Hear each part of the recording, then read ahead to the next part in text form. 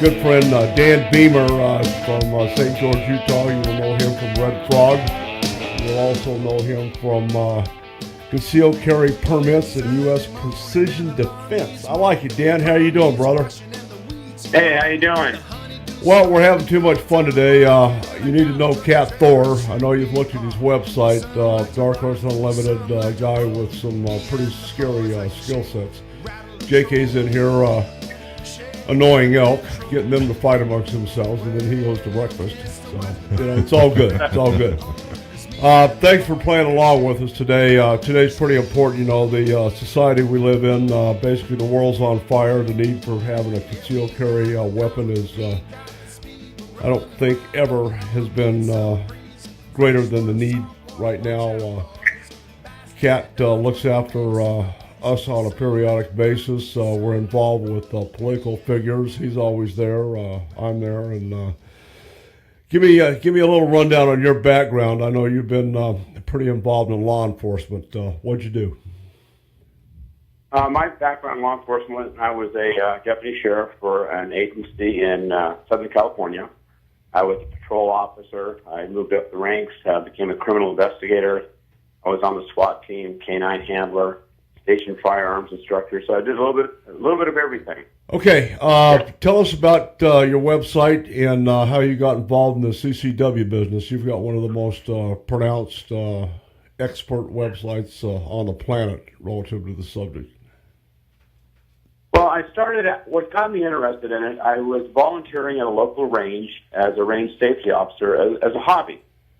I like teaching firearms, and so I was going out and I was talking to a lot of people, and they were telling me about these websites they were seeing.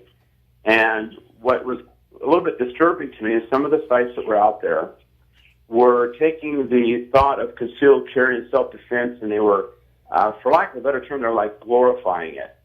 And they were putting out misinformation, information that I felt they were going to get people into trouble legally. They were giving out false information about how the law works, how about what's going to happen if you ever get involved in a self-defense situation. So I decided to get together with some of my friends, former law enforcement colleagues, and we put this website together with information to help people to understand what's really going to happen if they get involved in an actual shooting situation. It's not like they see on TV. It's not like they hear about. It's going to be completely different than they have could possibly imagined. And so we wanted to get the information out there in a way that it would make them do a few things. Think about it, get trained for it, be legally prepared for it, and understand the emotional impact it's going to have should something like that ever happen. Amen. Yikes. Well, going into this, I pointed out, my cognition is doing what I do. There's an attorney attached to every bullet that you squeeze off, and we're seeing more and more concealed carry, especially out of NRA. They've got carry insurance. So what are your thoughts on that particular subject, briefly? Well, I tell people that if you get involved in a self-defense shooting, a couple things are going to happen. It's going to be very sudden, it's going to be very loud, and it's going to be incredibly violent, and you have to be prepared for that.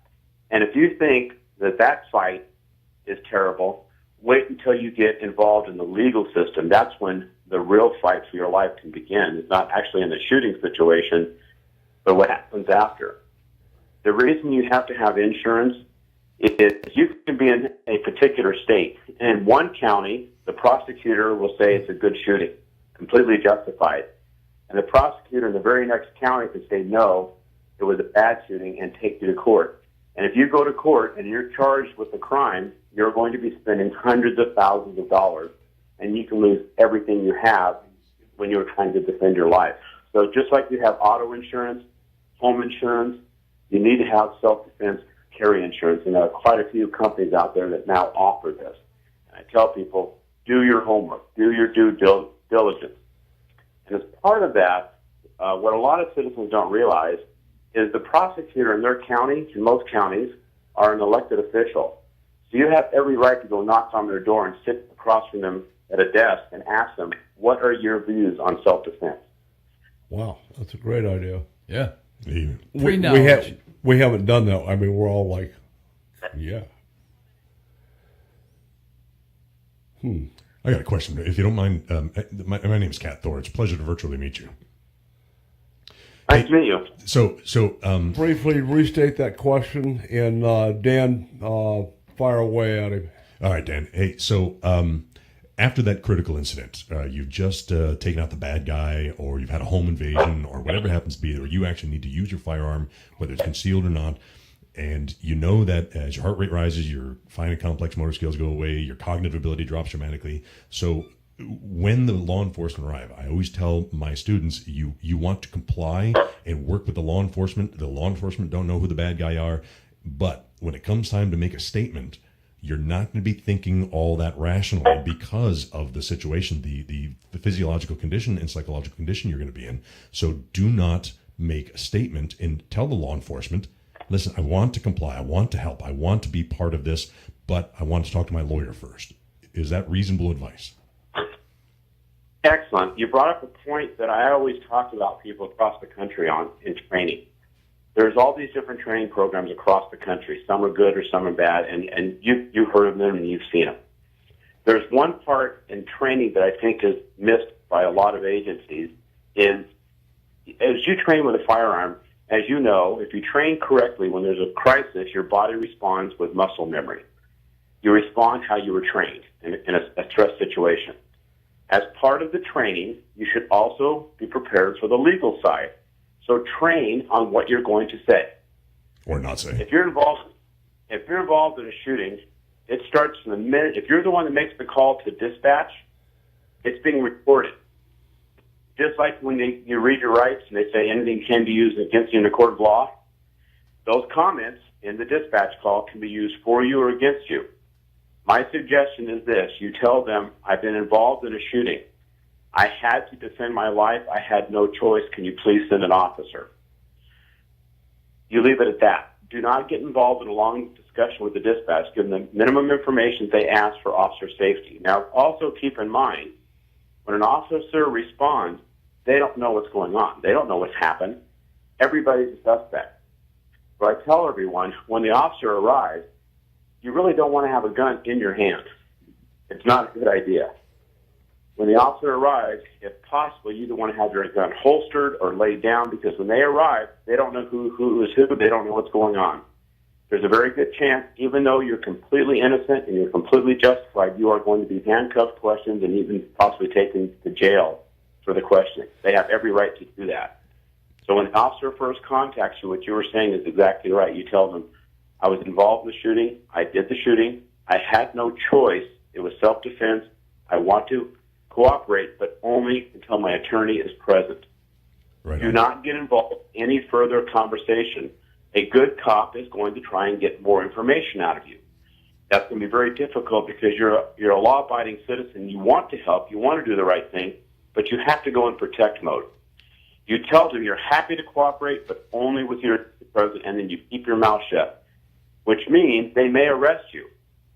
Expect that. It is the right to remain silent. But you have that right to remain silent. And although as uncomfortable as that will be and as terrifying as that will be, when your attorney gets there, then they can sort everything out. Most self-defense shootings, statistically, are found to be on the side of the victim, the one that actually has to pull the trigger. The ones that get in trouble are the ones that don't get an attorney involved at the beginning. Good advice. Okay, let's revert back to a question. Is there, on this carry insurance, is there one out there that you prefer over the other? What's the best? There has been a slew of these companies come and go. The one that I chose is one called CCW Safe. And the reason I chose it is they use the model that is used by police associations when they come in and protect an officer when an officer is involved in a shooting. What a lot of people don't realize, when an officer is involved in a shooting, they face the same civil and criminal liabilities as anyone. They have to follow the same rules. As such, a lot of police associations have a model that they've used to come in to protect the officer and his rights or her rights. And that's the model they use for everyday citizens that are involved in a shooting. So I did a lot of research of all the ones that are out there, and this was the most comprehensive one, had the best coverage. What I liked about it, too, is they pay the bills. You don't have to pay the bills and get reimbursed. They pay the bills up front, so not one dime comes out of your pocket. Now think about that. If you go to an attorney, it's going to cost you $500 an hour to protect you. Do you have $100,000 laying around? You can give an attorney to defend yourself. Oh yeah. tomorrow? Well, then the next thing is they're going to slap you for a retainer. Oh yeah. Oh, the retainer is going to be $20,000 right off the door. Easy.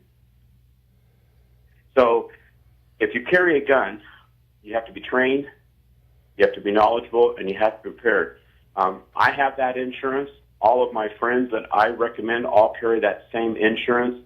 And for $130, $150 a month, or I'm sorry, a year, for a year, you can't imagine the peace of mind you would have if you ever had to make that call and use that insurance that costs $150. That's a darn. Okay, we're getting a lot of influence from NRA. Opinion on what they're offering?